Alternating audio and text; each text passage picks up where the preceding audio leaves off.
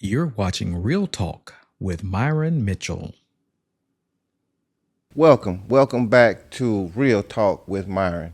And again, I have Pastor Brown. And we said we were going to talk about other real topics when we got a chance. And luckily, we ended up getting another chance, another opportunity to have a discussion. And this is Real Talk, so you know the talk's going to get real.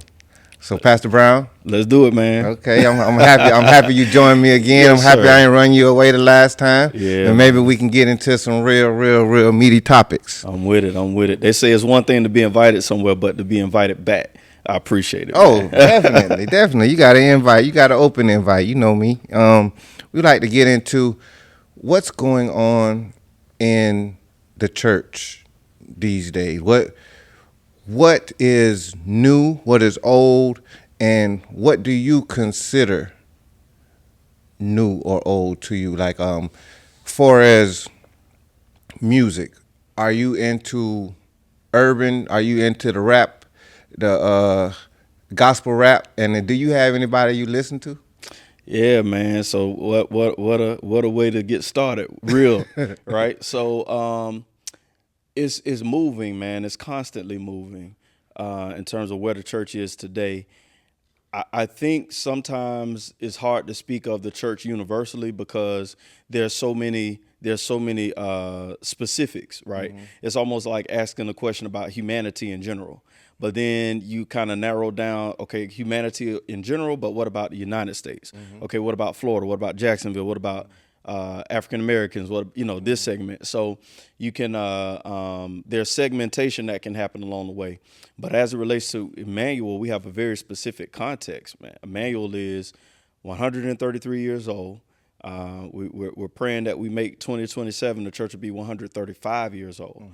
Mm-hmm. I'm about to turn 39 in an organization that is almost 100 years older. Mm-hmm. The organization has existed almost 100 years longer than I've been alive.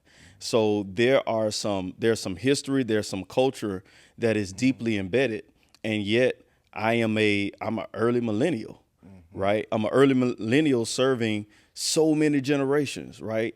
I know at least one member this year that turned 100, right? Mm-hmm. I know much of the population could be my grandparents, mm-hmm. right? So we have a lot of baby boomers, my parents who are both members.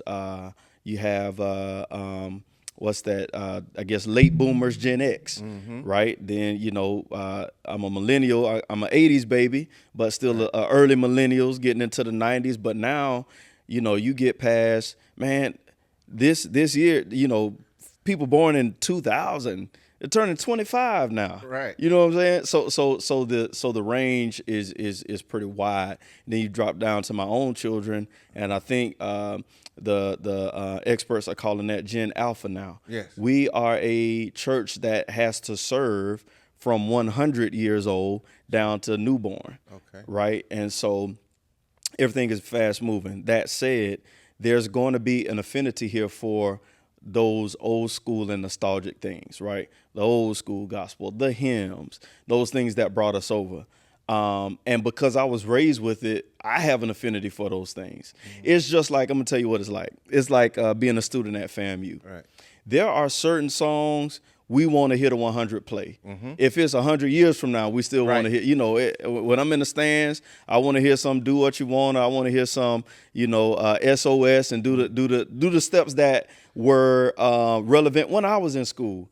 I also want to hear them work in the latest and greatest and show that range, that they can play classical, they can play some stuff written by, Beethoven, Mozart, and they can play, stuff that just dropped last week. Right. And so as it relates to my own personal preferences in music, man, it's a wide range. A lot of people don't know, I grew up with band. I played the trombone for 7 years. So I have an appreciation for wide ranges of music. Again, everything from classical, but I am a child of the hip hop era. Mm-hmm. Right, I came up on rap. So who you listen to now? Don't avoid the man. question. Yeah, so who you listening to? It's real. It's talk. wide. It's wide range. I don't know the newer artists as well. Okay. So I'll listen through stuff that's kind of commercial, like for example, Kendrick Lamar, all the like the late, the diss, this is with him and Drake back and forth. I'll listen to it for cultural context. Okay. Right. Once I listen, I can't say it's my favorite. I'm listening to it all the time. Similar with Christian hip hop or Christian rap. You will have your headliners, your Lecrae's of the world. Message people with messages. Yeah, but I mean, there's new cats dropping stuff every day. The music world today, I mean, folks drop, a YouTube video. They may not have thousands of followers, but they're spitting, right? So I'm a fan of the art form, Okay. and especially when I can marry the art form with a solid message, then I'm exposing it to my children. I'm playing that in the truck, we bumping it going down the road, but yeah, I don't say I have like a favorite artist right now. I'm going to say I like the artistry of what Kendrick Lamar did with the disses. I mean, people can say that he cut low, but he brought bars. Messages, he brought bars. Yeah, Yeah, bars, man. He dropped bars and a message in bars. Yeah, that's what he absolutely, brought. Yeah. absolutely. And I love it. I love it. I want to ask you. That leads to the next question. Do you think that's a struggle to innovate at the same time trying to bring in new to merge with the old, so the old don't think that you're taking over and pushing them out? Is that a struggle? It's a struggle worth having, man. Absolutely, it's a struggle. All human relationships have their degree of struggle, right? I'm going on 13 years with my wife, and that's a struggle I'm going to tell the Lord thank you for every day, right?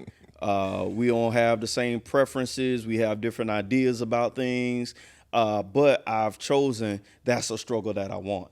And when it comes to, again, my children, their preferences, the way they see the world is so different. But I want that struggle because I want that relationship with them. Same as it goes with the church.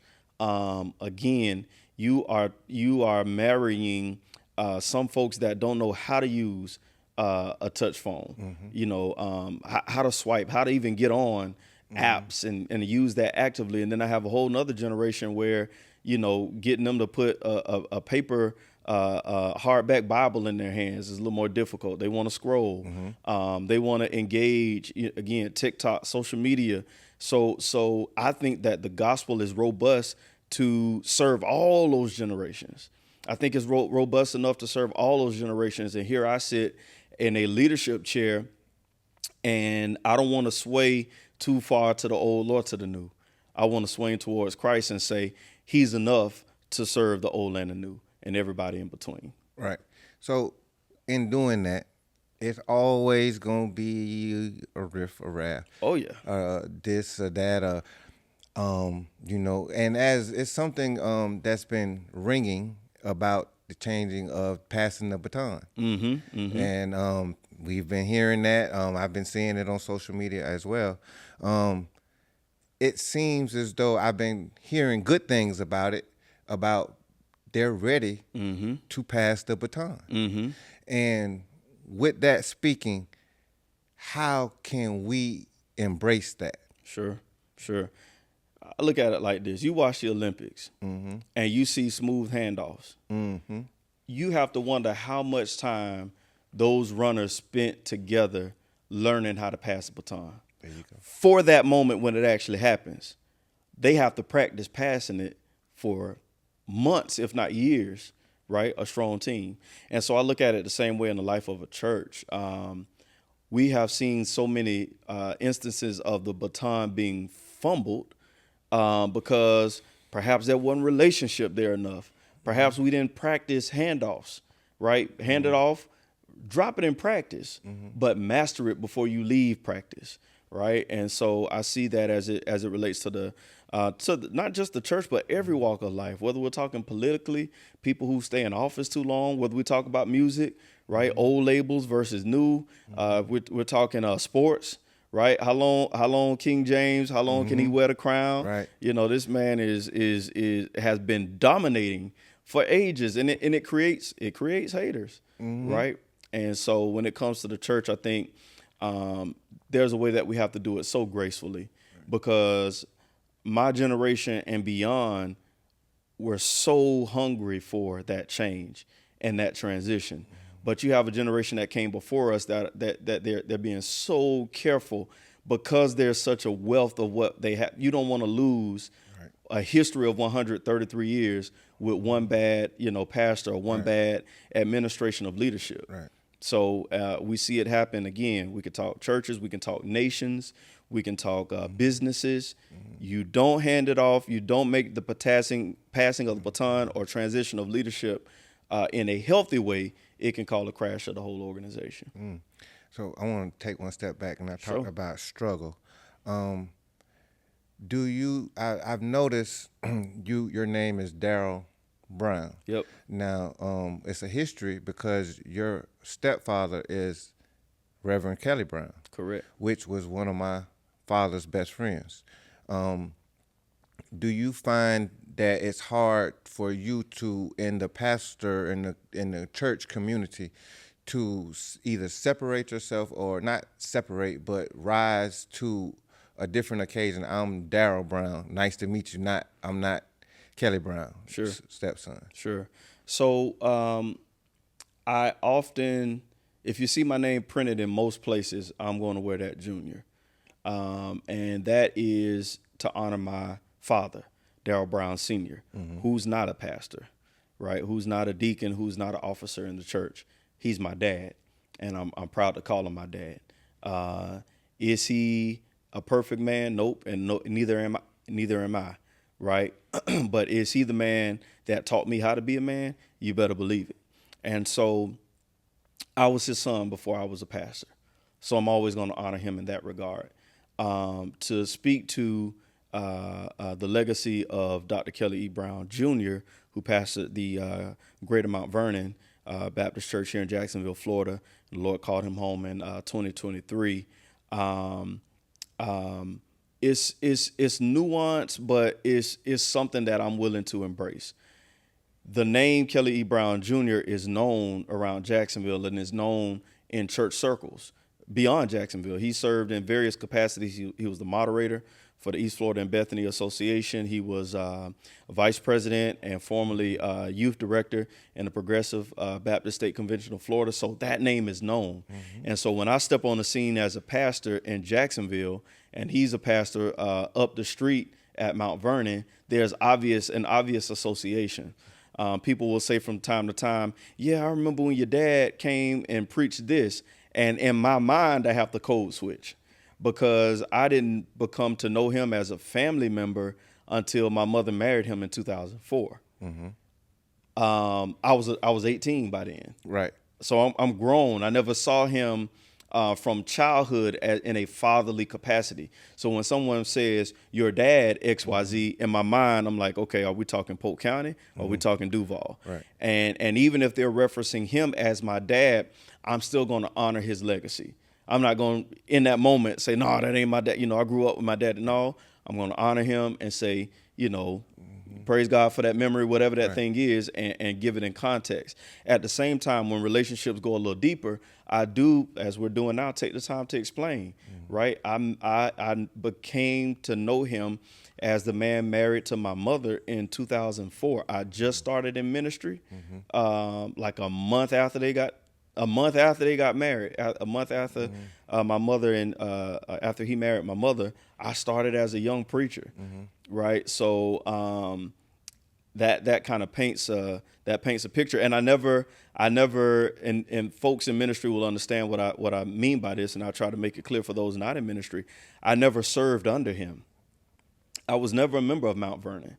People in Jacksonville still make references to that church, and I don't know much beyond what my mother, will tell me. I did go there on occasion as a visitor to preach. I was never a member there. Right. I was never a pastor in training there. I was never a pastor there. Right. So to me, it's a graceful way of navigating that nuance to say, always going to love him, always going to honor him, but my name is Darrell Brown Jr. Right. And I'm my daddy's son, but I'm also grateful for the influence of Pastor Kelly Brown Jr. Right. So one more tough one. Sure. Reverend S.L. Badger is also a name that is heavily known in the church, Duval, and Jacksonville community in Florida. even.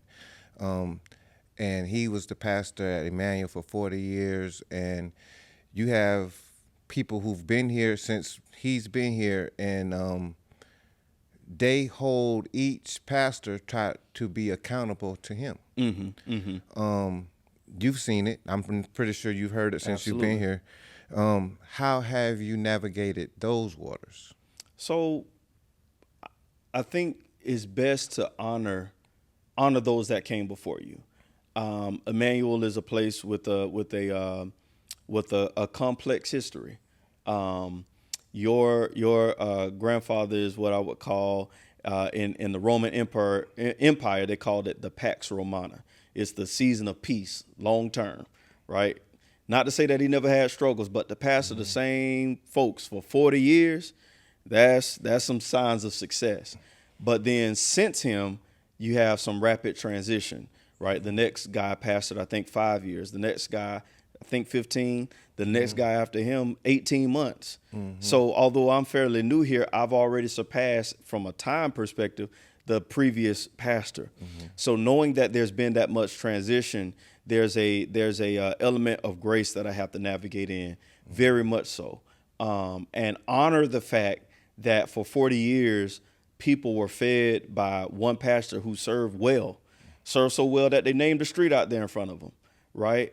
Named the street in front of the church after him, and then named the street behind the church after his wife, right? So if you type in the GPS, type in the church, if you get Susan Badger in the address versus Reverend S.L. Badger, it's leading you to the same spot. Pull up on us.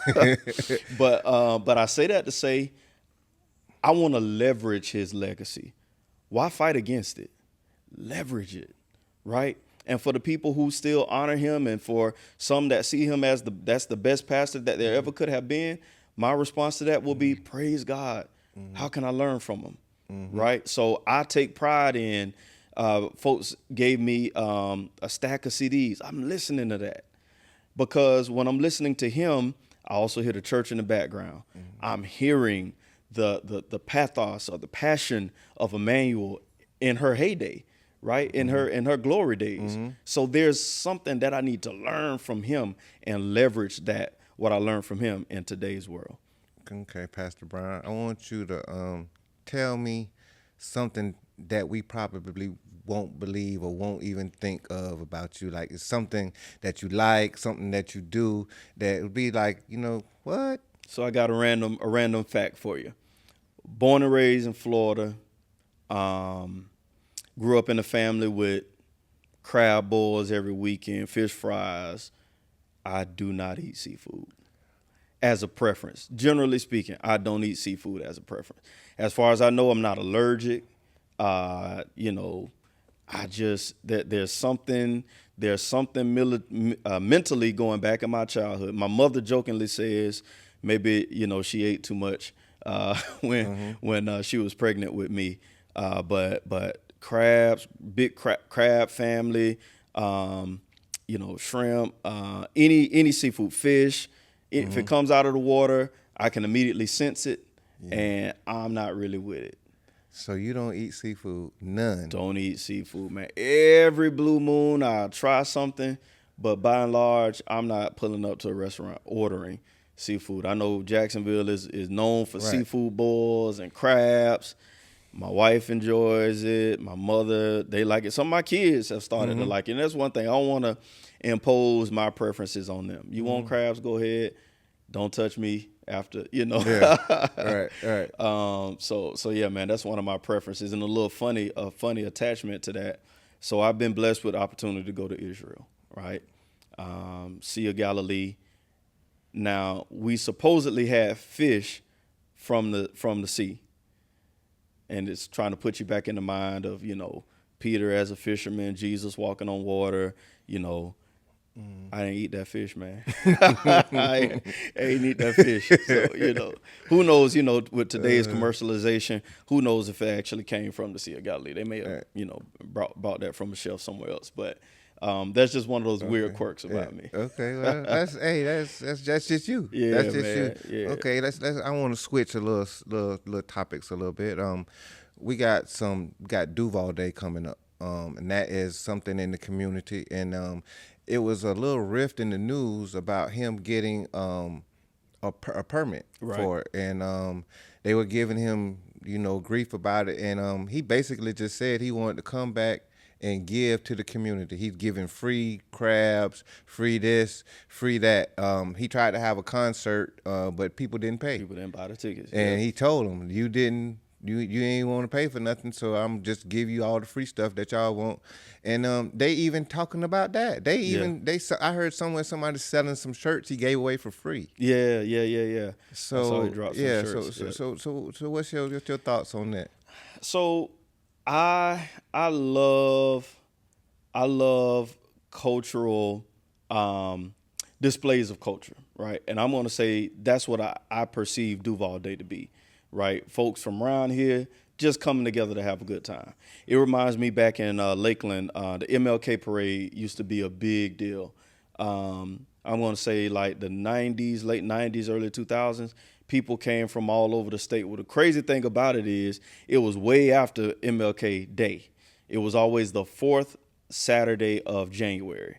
And people would come from all over the state, pile up. I love to see us come together, right? It's one of the reasons I love the Florida Classic. Now, I am a graduate of Florida A&M, right? So I have a vested interest as an alum. But besides that, I love walking my family through the vendors and, down Church Street in Orlando outside the stadium. Is one experience to watch my Rattler beat them Wildcats, but it's another experience to just take in the culture of of the event, right? The and so I look at it like that, man. I look at it like it's a time to come together, right? I hear it's another day around Jacksonville called Come Together Day or something like that. They used to have that. Yeah. It pains me sometimes that some of those novel gatherings lose steam over time. Mm-hmm. But as it relates to Duval Day, I'm glad that they were still able to pull together to get it done. I hear it's going to be a good occasion. Mm-hmm. I feel like I'm a little too green to pull up.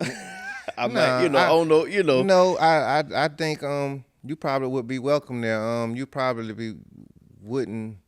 You probably have to stand a little bit off a little bit because it's gonna be booty twerking and all type of stuff. They say was gonna be up there. He said he's gonna have a good time though. Yeah. He said his whoop contest. I don't know. You might maybe can you know whoop? about the whoop, Okay, man. okay. So you got to understand, Polk County, we absorb Florida music. Period. Okay. Because coming up, I mean, some artists here and there, but we were closely influenced by Tampa, Miami, right, Jacksonville. So, Kane Wayne, Tampa, we took that.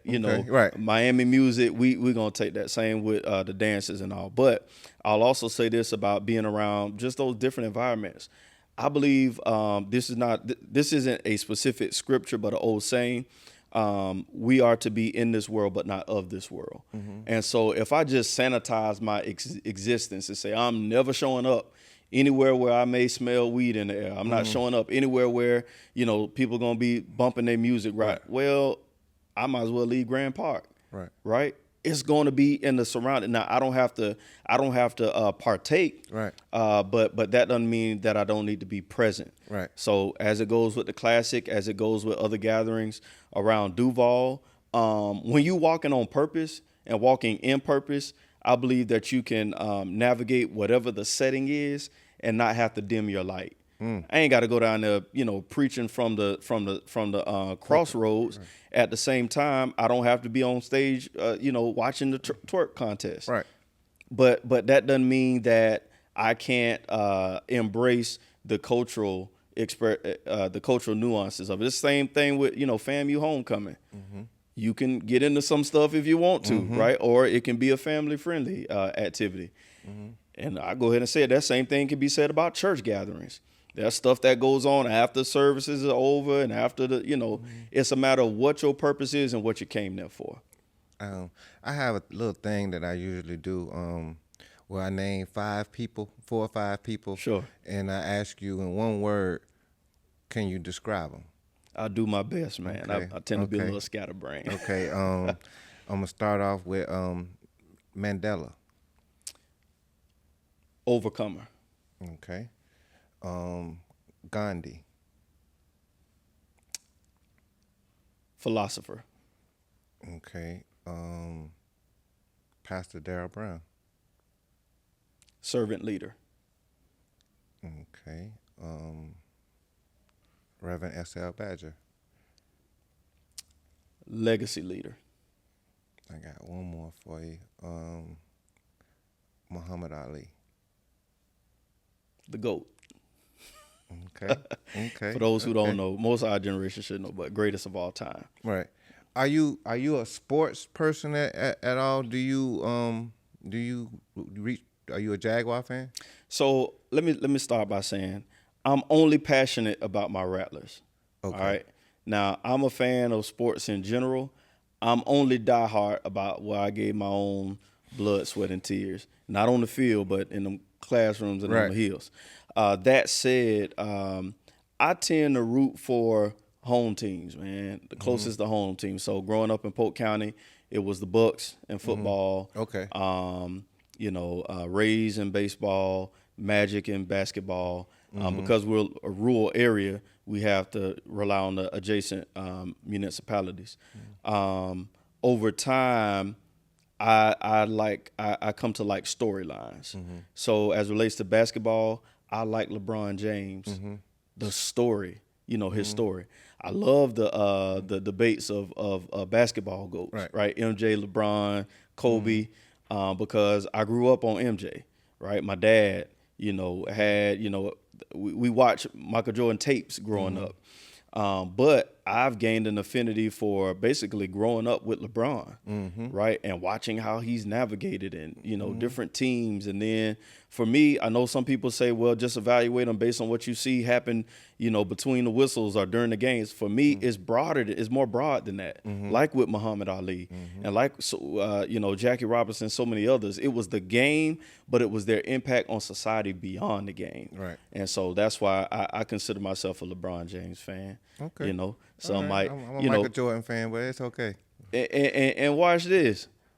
I'm gonna say I'm cool with being a fan of both. Now, yeah. And I like to do that with rivalry sometimes. Like, you Florida, Florida State. Well, I'm FAMU, but when they playing against each other, I can sit back and watch. When they're playing other people, I can try my best to root for Florida because chances are I know somebody that grew up in a community, that's at one of these schools. So again, I'm following the storylines. So I'm not diehard.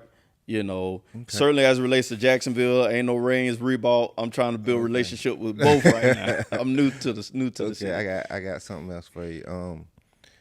Did you have any heroes growing up? And if you did they change as you grew up and as you see yourself now as a 39-year-old? Do you have anybody else that you look up to in that manner? Absolutely. So let's say the automatic check box, of course, is Christ, right?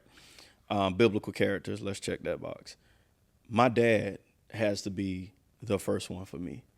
Because I was blessed with a father that I grew up in the home with, he's my hero, right? And that's without, again, as I said earlier, he's nobody's pastor. He's not a businessman in the same way that I am. But at 39, I'm still going to my dad for wisdom, for the help with stuff that I don't know how to do, right? And so I'm going to say he's my hero. But the beautiful thing about your question is, as we mature, we learn to layer these concepts, right? So at one point, he was my hero because I could see him do no wrong. Later on, he becomes my hero because I see the things that he's overcome. Then I learn about the tragedy of his childhood. My dad watched his mother and sister murdered in front of him down in Orlando, Florida. As a younger child, I'm not ready for that story. When I am ready to start hearing about it, I'm like, whoa, hold on. So that shifts my whole perspective of why he's in Fort Meade in the first place to even meet my mother. It's because he had to go there to be with his grandmother because he didn't know his dad growing up and his mother was murdered in his, in his presence. So when you start learning those nuances, I appreciate him all the more. Other things that I've learned about him over time, his failures, his successes makes me appreciate him that much more. So my dad is the shining example that rises to the forefront right now on this occasion. Aside from that, I find many many MINI heroes in various stories, right? I'm going to say that the pastor I grew up with, Reverend Dr. Ned Sanders, N.S. Sanders, down at the St. Paul Baptist Church, he's over 90, he's still pastoring. I see, he is one of my heroes, right? Again, over time, learn things about his life, and I'm like, okay, here's some lessons learned. Here's some things that went very successful, very well for him in over 60 years of pastoring. At least 45, I'm doing rough math estimate here, about 45 in one place, 15 in another, 16 altogether. There's a lot I can learn from him, both the things that he was successful in and the things that he was challenged in. But I find small heroes, man. My children some days, looking at how they handle the situation. Right. That's my hero. It's people around Jacksonville, the history that I'm starting to learn, right? Bullet Bob Hayes. He's the only athlete to have a Super Bowl ring and an Olympic gold medal, but he also struggled with addictions and other things in his life. I love the hero stories. So yeah, it's layered, and there's several. Okay. One more thing. You were speaking about a bill that passed, and you were saying that now they have it that you can endorse a presidential candidate. Do you want to tell the people how you feel about that? Yeah, sure. So I think it was a recent decision that comes down through the IRS talking about churches being able to endorse a candidate, and I just strongly disagree with the church putting a headshot on or a pastor telling folks who they should vote for. I think you stand on principles, you proclaim those principles, and you encourage people to be wise and vote their convictions. But I think to stand behind a candidate that's too messy, because show me a clean candidate, in any election, local or abroad. And so I just think that's an area where it would be wise to navigate very carefully. It doesn't matter what side of the aisle you lean on. Or if you like me, I'll say this: I'm a registered independent and have been, because I find issue on both sides. And so I'm never going to stand in the pulpit and say vote for this person or that person. But what I will say is, here I'm going to say pray, research. Pray again, research some more, ask the questions, and go into that booth that folks die for us to be able to show up in. Right. Go there and vote your convictions, right, and then leave the results up to the Lord. Okay. Well, we've learned a lot more about you. We learned that you don't eat seafood. Don't pull up on me with the crab plate, man. So what is your favorite food? See, now that's even more difficult because I like so much. Okay. I don't have a set favorite, man. I don't have a set favorite. I love stuff. I love hibachi. I love Asian, Mexican. I'm down with a plethora of things. The next time we get together, I have to take you out, man. Take you to get something to eat, and we can fellowship and do something like that. I appreciate again you being another guest on Real Talk with Myron, and I appreciate that we can have these talks for sure and have further endeavors that we can get into, and hopefully we can bring some more youthful energy to Emmanuel, and we can grab the youth and bring them here, fellowship with us. We had game night, something that was useful. Yep. So I see where you're going and where you headed, and I'm glad to be a part of it. Wonderful, man. Thank you for having me back. I know we got a little more real this time, but it's some room. We could dig a little more. Okay. Coming soon. Okay. Hey, you keep coming on, we gonna keep digging. Yes, sir. Until we get to the real of the real. Yes, sir. You know what I mean? So again, this has been Real Talk with Myron, signing out, and we'll see you on another date.